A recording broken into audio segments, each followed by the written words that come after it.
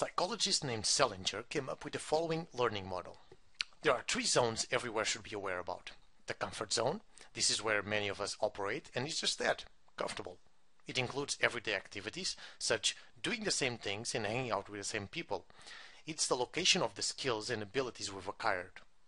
While the comfort zone is indeed the most comfortable one, we can't make any progress or build skills in a comfort zone since it consists of the abilities we can already do very easily. You don't learn very much, nor you develop yourself. It's simply more of the same. Then you have the panic zone. Is a little bit of a stretch too far. This is the red zone on the graphic here. Is when you become so anxious that you can no longer think. This is so far out of your league that you can't even begin to understand how you can approach this. The overall feeling of the panic zone is extremely uncomfortable and very much discouraged. But then you have this yellow zone. This is the learning zone. This is not really a comfortable place, but you're also not panicking. It's stimulating. It's an area of novelty, exploration, and adventure. This is where you make your progress on the choosing activities. They are neither so far away that we panic, nor close enough where it's too easy. They are already in the right place to force us out of your comfort zone, but not yet into the anxious response. Importantly, these three zones are different for different situations and different for each person. We all have our unique comfort zone, learning zone, and panic zone. Now, a very important thing to do if you want to get mental toughness is doing what is uncomfortable for you, doing what scares you, and doing it often. Based on a model that we've just seen, this is stepping out of your comfort zone to be regularly on the learning zone and often on the panic zone.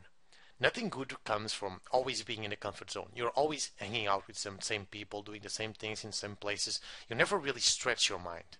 Imagine you are learning a dance. You spend some months learning some steps, and then you always do the same steps that you learn without ever trying to get out a bit of this comfort zone to learn more steps.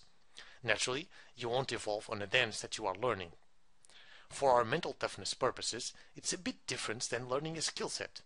When you're learning some skill, it's good to be very often on a learning zone and rarely on a panic zone. With mental toughness, it's a bit different. You want to be on a panic zone much more often and not doing things very uncomfortable for you. You want to get used to the anxiety and to do things that your body and your mind are begging you not to do. Only this way you can develop this mental toughness.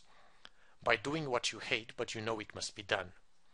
If you're an athlete and you really hate running in the rain, then this is what you must do. You can even go more extreme and take some ankle weights.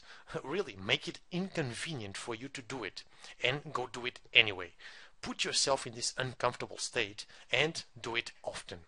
This is the kind of training that elite soldiers have.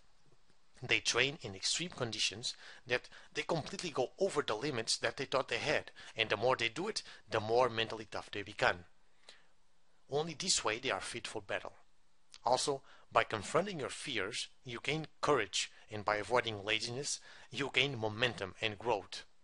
Whatever you fear, you must face, and repeatedly until your fear is greatly diminished or gone. And by not giving in to laziness, your mental toughness will grow by doing the things that you must do. This training is the same as the other one for your willpower, since mental toughness and willpower are very closely related, as we already discussed.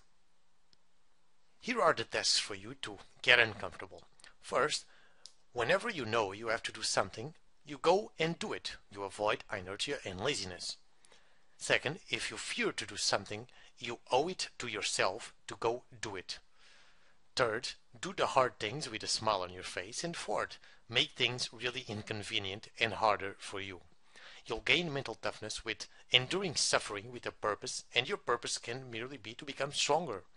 Mental toughness is gained by going until the depths of your limit, then going a step further each time. Remember, only you know your limits. Test them, but don't go too overboard with it. Get to your edge, then only a step further.